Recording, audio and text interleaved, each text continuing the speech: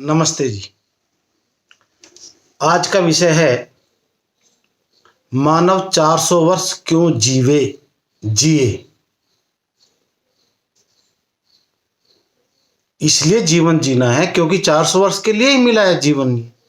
मानव जीवन 400 वर्षों के लिए ही मिला है, इसलिए हमें 400 वर्ष जीना है। जैसे हम कोई एग्जाम दे रहे हैं और उसमें 100 नंबर का पेपर है, तो हमारा जो लक्ष्य है वो तो 100 नंबर को प्राप्त करना है ना। यदि हमारा 100 नंबर को प्राप्त करने का लक्ष्य नहीं है तो हम उच्चतम को प्राप्त नहीं करना चाहते जो हमको लक्ष्य मिला है। तो इसी प्रकार मानव को जो जन्म मिला है, मानव शरीर को, आत्मा को जो मानव शरीर मिला है, ये 400 वर्ष के लिए मिला है कि 400 वर्ष सुख प्राप्त कर ले और 400 वर्ष के बाद भी 3100 खरबों वर्षों तक सुख ही सुख प्राप्त कर ले, परमानंद में रहे। अब आप देखोगे कि अब तो आयु 60-70 और कोरोना से तो बहुत अल्पायु में मर रहे हैं। मर इसलिए रहे हैं क्योंकि हमने इस सृष्टि को जाना नहीं, हमने पूर्ण विज्ञान को जाना नहीं, हमने वैदिक विज्ञान को जाना नहीं। यदि हम पूर्ण विज्ञान अर्थात वैदिक विज्ञान को जान लेंगे तब हम 400 वर्ष हमारा बहुत आसान है जीना। अच्छा, एक और वस्तु, आज कोई कहता है कि भाई आज इतनी जो तनाव में है, तनाव में आज मानव है, वो सोचता है, वो कहता है कि मुझे तो 60-70 ही भारी लग रहे, तो 400 वर्ष तो मैं क्या करूंगा। हाँ, जब उसको लक्ष्य का ही नहीं पता रहेगा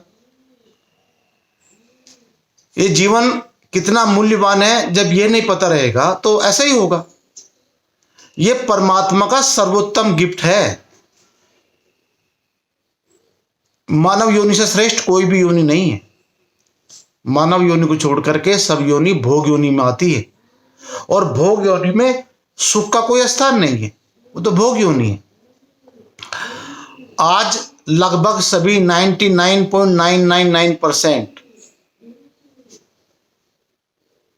सुख क्या है ये मालूम नहीं है। हम सुविधा को ही सुख समझ रहे हैं, जबकि सुख का विषय तो विज्ञान का है।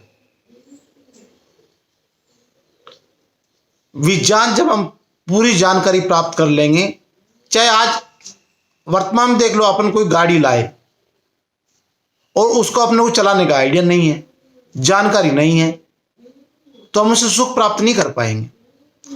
तो इस तरह ही हमको सुख प्राप्त करने के सृष्टि का पूर्ण विज्ञान जानना अनिवार्य शर्त है।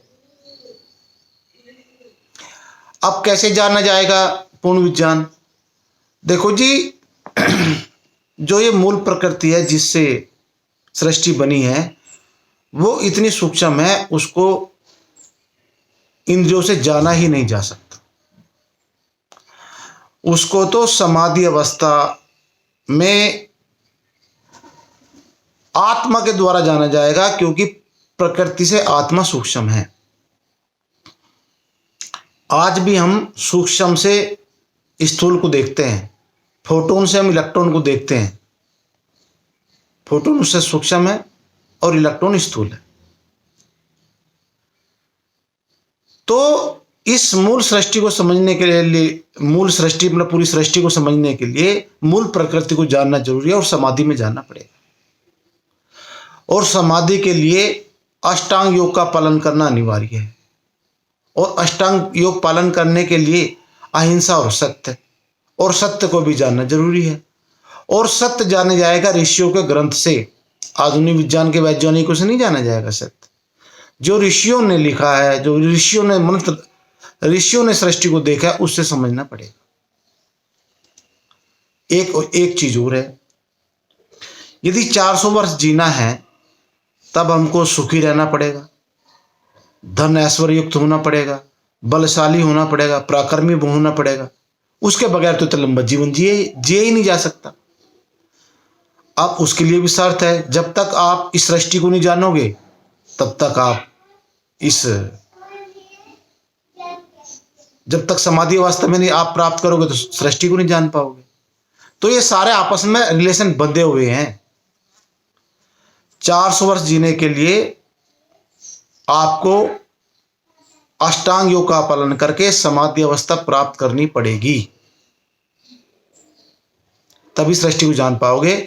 और जब पूरी सृष्टि को जान पाओगे तब आप धनैश्वर्युक्त, बलशाली, पराक्रमी, स्वस्थ, निरोगी रह पाओगे। अब जैसे मैंने वैदिक विज्ञान को जाना, पूर्ण विज्ञान को जाना, उस आधार पर हम वैदिक कृषि कर रहे हैं। 1 एकड़ से 2 से 3 लाख रुपए प्रतिवर्ष आय होती है हमारी। किसान तो आत्महत्या ही कर रहा, उसको तो 20-30 हजार रुपये के लाले पड़ रहे, और हम यहाँ 2 से 3 लाख वर्ष कमा रहे। 2 से 3 लाख रुपए एक देसी गाय से 1 लाख रुपया गोबर गोमूत्र से हमारी आय हो सकती है प्रतिवर्ष। अब विज्ञान हमने पढ़ा नहीं है तो हम उस आय कैसे प्राप्त कर सकते हैं। अब जैसे जो हिंदू है, जो विज्ञान से जब दूर हुआ तब हिंदू बना, और दूर होने पर क्या परिणाम हो, गाय माता कहता है हिंदू, और गाय को घर पे नहीं रखता है, कन्या पूजन करता है और उसकी भ्रूण की गर्भ में भ्रूण की हत्या कर देता है।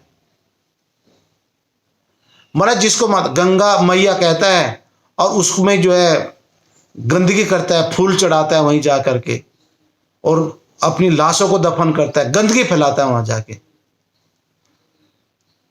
हमारे योगी श्री कृष्ण महाराज को अवतार पुरुष कहता है, ईश्वर का अवतार, और उसी पर आरोप लगाता है कि वो नचैया था, रणछोड़ दास था, माखन चोर था।